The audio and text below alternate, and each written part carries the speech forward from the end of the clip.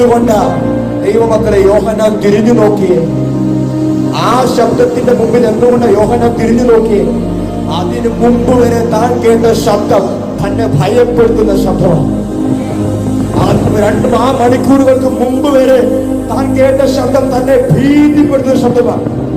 എന്താ അവിടെ ഭീതിപ്പെടുത്തുന്ന ശബ്ദം? ദ്വീപിന്റെ പരുന്തിന്റെ ചിറകടിക്കുന്ന ശബ്ദം, വിഷപ്പാമ്പുകൾ ചീറ്റുന്ന ശബ്ദം.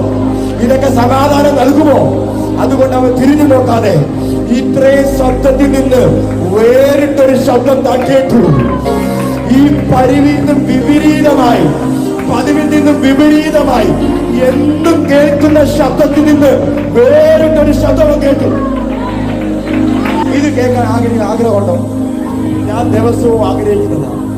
വേറെ ഒരു മനുഷ്യന്റെ ശബ്ദം കേൾക്കാൻ നമ്മൾ പോകരുത്. എന്തുകൊണ്ടാണ് യോഹന്നാൻ തിരിഞ്ഞെന്നറിയാമോ?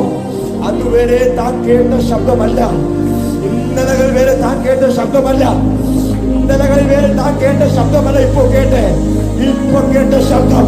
ഇന്നലകളിൽ നിന്നും കേട്ട ശബ്ദത്തെക്കാൾ എന്തോ സ്പെഷ്യൽ ആയിട്ടുള്ള ശബ്ദം. ആ ശബ്ദം കേട്ടത് കൊണ്ടാ യോഹന്നാൻ തിരിഞ്ഞു നോക്കിയേ. ഇതെന്നെ തകർക്കുന്ന ശബ്ദമല്ല. എന്താ യോഹന്നാൻ തിരിഞ്ഞെന്നറിയാമോ? ഈ ശബ്ദം എന്നെ തകർക്കുന്ന ശബ്ദമല്ല. ഇന്നലെ വരെ ഞാൻ കേട്ട ശബ്ദം എന്നെ തകർക്കുന്ന തിരമാലയുടെ ശബ്ദം.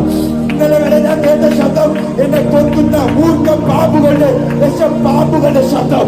ഇന്നലെ വരെ ഞാൻ കേട്ട ശബ്ദം ആകാശത്ത് വട്ടം ചുറ്റി മിന്നുന്ന പരുന്തിന്റെ ചിറകടി ശബ്ദം. എന്നാൽ ഇപ്പോൾ ഞാൻ കേൾക്കുന്ന ശബ്ദം ഉലകത്തിലെ സർവശക്തന്റെ ശബ്ദം.